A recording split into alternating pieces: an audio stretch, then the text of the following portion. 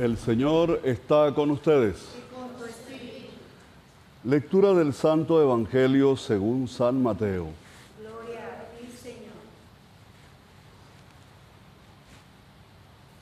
En aquel tiempo, los fariseos, al oír que había hecho callar a los saduceos, se acercaron a Jesús y uno de ellos le preguntó para ponerlo a prueba: Maestro, ¿cuál es el mandamiento principal de la ley? Él le dijo: amarás al Señor tu Dios con todo tu corazón, con toda tu alma, con todo tu ser. Este mandamiento es el principal y primero. El segundo es semejante a él: amarás a tu prójimo como a ti mismo. Estos dos mandamientos sostienen la ley entera y los profetas. Palabra del Señor. Gloria a ti, Señor Jesús. Siéntense, pónganse cómodos para que compartamos la reflexión del día de hoy, de este domingo. Tengo la intuición, comenzando la homilía, que hoy es Día de Mártires. Se está cumpliendo un aniversario más de la masacre del Amparo, aquello que enlutó al pueblo venezolano y de la cual todavía no hay nadie pagando condena. 14 pescadores que murieron y que allí en el Arauca dejaron sus vidas, dejaron su sangre. Tal vez para las generaciones nuevas eso no lo recuerdan, no lo conocieron, pero fue parte de esas masacres dolorosísimas que se quedaron sin castigo, porque los autores materiales e intelectuales andan por ahí libres por el mundo. Sobre todo están fuera de Venezuela. Hago mención a esto porque me parece que es importante tomarlo en cuenta si se trata de vivir y de predicar el Evangelio. En el Evangelio que acabamos de escuchar dice que los fariseos, al oír que había hecho callar a los saduceos, se acercaron a Jesús y le hicieron una pregunta para ponerlo a prueba. La pregunta fue para ponerlo a prueba, pero es que también hay que ver la maraña de mandamientos que habían inventado los judíos del tiempo de Jesús. Eran 613 preceptos que había que cumplir. Y era como difícil entre todo eso saber qué era lo más importante y lo menos importante, qué era prioritario y qué no era prioritario. Escucha, Israel, le dice Jesús. Escucha, Israel. Y esto es lo que se conoce como el Shema Israel, que lo cantaban cada mañana o lo rezaban los varones judíos y por la noche. El Shema Israel. Escucha, Israel, el Señor nuestro Dios es el único Señor. Amarás al Señor tu Dios con todo tu corazón, con toda tu alma, con todo tu ser. Pero Jesús, esto fue lo que le respondió Jesús a ellos. Eso lo habían rezado seguramente ese día en la mañana, ¿no? Amarás al Señor tu Dios. Pero Jesús, de inmediato, les muestra un segundo mandamiento. Y ese segundo mandamiento es: amarás a tu prójimo como a ti mismo. Para Jesús, estos dos mandamientos son inseparables, y eso tenemos que entenderlo así los cristianos. Si no lo entendemos así, entonces no hemos entendido el cristianismo. Y se convierte este mandamiento primero en una trampa, en un autoengaño, en una posibilidad de escándalo para el mundo. Sí, yo amo mucho a Dios, pero odio a mi hermano. San Juan, en su primera carta, dice que el que diga eso es un mentiroso. El que diga que ama a Dios y no ama a su hermano es un soberano mentiroso, dice San Juan. Entonces, nos queda claro que no se puede amar a Dios y desentenderse del vecino, del cercano, del prójimo. Prójimo quiere decir eso, el más próximo a mí, el que tengo al lado. Ese es mi prójimo. Tal vez en un momento del día el prójimo es tu familia, son tus hijos, tu esposa, tu mamá, tus hermanos. Pero en otro momento, cuando vas en el metro, el prójimo es un desconocido. Cuando estás en la calle, el prójimo no lo conoce porque no sabes el nombre de él, pero es tu prójimo y a él te debes en ese momento que estás en la calle. No es posible amar a Dios y olvidarse de la gente que sufre. Esa es otra realidad según este mandamiento. Yo creo que la regla es esta: apasionarse por Dios y compadecerse del hermano. No puede haber amor a Dios sin compasión por el hermano. Es pasión por Dios y compasión por el hermano. Si no van las dos, no tiene sentido que digas que eres cristiano. No hay un espacio sagrado, y quiero que esto nos quede claro, no hay un espacio sagrado ajeno a la realidad del hermano en el que podamos entendernos solos con Dios. Es decir, no busques, no creas que este espacio, por ejemplo, sagrado, donde estamos celebrando ahora la Eucaristía, él puede ser un lugar para que tú vivas tu cristianismo. Ya, vienes y oras, te encuentras, rezas, celebras la misa y ya.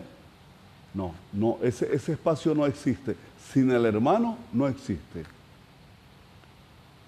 O te la juegas en la historia, o si no, no tiene sentido ser cristiano. Como iglesia hemos olvidado lo esencial, y aquí esta es otra palabra que quiero que quede bien clara en ustedes, hermanas y hermanos. Como iglesia nos hemos olvidado de lo esencial. Decía un religioso amigo mío, jesuita, como yo, un viejo formador, y me decía en una oportunidad: nosotros los religiosos olvidamos lo esencial. Y yo hoy, parafraseándolo a él, digo: la iglesia olvida lo esencial. Nosotros como iglesia, como pueblo de Dios, olvidamos lo esencial. La religión mal entendida sirve para autoengañarnos. Nos quedamos cumpliendo con lo que manda la religión y ello tranquiliza la conciencia, mientras el hermano sigue ahí tendido, esperando nuestra ayuda. Porque claro, cumplir con lo religioso es fácil. Si yo voy, cumplo y listo. Hay un vecino que está grave en el hospital y no tiene familia, o no tiene quien lo ayude, o hay que buscarle una medicina, o hay que bañarlo, hay que darle la comida en la boca. Eso me genera problemas. ¿Cómo lo resuelvo? Yendo a misa el domingo. Voy a misa el domingo y listo, ya resolví todo mi tema. Religión, eso es religión. Quedarme en la religión, no, hay que ir al Evangelio, y el Evangelio es vida. No quedarnos cumpliendo con lo que manda la religión, les decía. Cuando olvidamos lo esencial del mandamiento de Jesús, fácilmente caemos en una religión sin compromiso, mediante la mediocridad piadosa, así la llamo yo. Esa mediocridad piadosa. O sea, eso que muy piadosos en la iglesia, en el templo. Mediocridad, porque cuando lo ves afuera, cuando sales de la puerta de esa puerta para afuera, se te olvidó que eres cristiano. Pareciera que como que tenemos tres religiones que vivimos al mismo tiempo. No sé, como que pretendemos ser cristianos en la iglesia y ser, no sé, musulmanes en la calle y judíos en la casa. O somos cristianos las 24 horas del día, o no tiene sentido. Por último, ¿Cómo hay que entender lo de amarse a sí mismo? Sencillo, porque esa es otra cosa. Ama a tu prójimo como te amas a ti mismo. Ah, pero ¿y cómo te amas a ti mismo? Vamos a ver. Si tú amas a Dios y te sientes amado por Él con amor infinito, si yo amo a Dios y me siento amado por Él al mismo tiempo, que no nos terminamos de convencer de que Dios nos ama infinito e incondicionalmente, no nos pide nada a cambio. Así pecador como soy, me ama Dios. Ahora, si yo amo a Dios y estoy convencido de eso, entonces aprenderé a amarme, ¿verdad? A cuidarme y a estimarme con verdadero amor. Y con ese mismo amor, cuidado y estima, debo tratar a los demás. Si Dios me ama y yo lo amo, me convenzo del amor de Dios, del cuidado de Dios, y con ese mismo amor y con ese mismo cuidado y con esa misma estima y con esa misma delicadeza, amo al hermano como Dios me ama a mí. La única postura humana ante cualquier persona que encontremos en la vida, para un cristiano, la única postura válida, ¿cuál es? Amarla, amar a esa persona. Amarla como es. No busques perfecto. Ay, yo voy a amar a los santos solamente, a los que son buenos, a los que pertenecen a mi grupo de apostolado, a los que son de mi parroquia, a los que viven en la cuadra, a los que están en el edificio. No. A los compadres, a los vecinos, a los que me quieren, yo los voy a amar. No. Ahí está la radicalidad del amor cristiano. Hay que abrirse al amor a la gente. Y aquí termino con el individualismo contemporáneo. ¡Qué desgracia! El individualismo contemporáneo, para ese individualismo, el ideal de la vida es sentirse bien cada uno sin importar si a la puerta de alguien está sufriendo ahí dentro uno, ¿no? Estando bien yo, los demás, no importa. Es la actitud de aquel rico del Evangelio, ¿se recuerdan? Que banqueteaba y en la puerta estaba el pobre Lázaro comiendo migajas, comiendo de la basura que tiraba para afuera, donde los perros le lamían las llagas. Dice, hoy cuando miramos las cosas así, este individualismo que vive el mundo hoy, que vive el ser humano, es así. La mejor definición de ese individualismo es el rico del Evangelio, que banquetea, se preocupa solo de su vida, de darse buena vida y no le importa qué está pasando a su alrededor.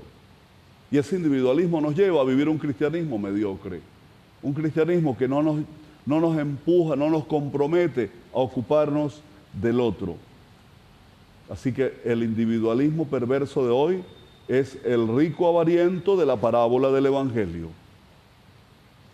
Y no olvidemos entonces que podemos caer en esto que les he llamado mediocridad piadosa. Pregúntate tú, ¿soy yo un mediocre o una mediocre piadoso? Ay, sí, mucha oración, mucha concentración, incluso mucha interioridad desde el punto de vista de la espiritualidad oriental y todo eso, y practicas yoga y no sé qué más, pero resulta que eso se queda ahí, eso no repercute afuera, porque en el hogar eres intolerable, en la comunidad no haces nada por nadie, vives metido en tu apartamento y no te importa lo que pasa a tu alrededor, no le importa el problema de la comunidad, no le importa el otro, no le importa el país, no le importan los niños que mueren en la guerra, no le importa la pandemia que hay en un país de repente, la gente que está sufrida, no te importa nada. ¿De qué vale un evangelio así? Eso no tiene sentido.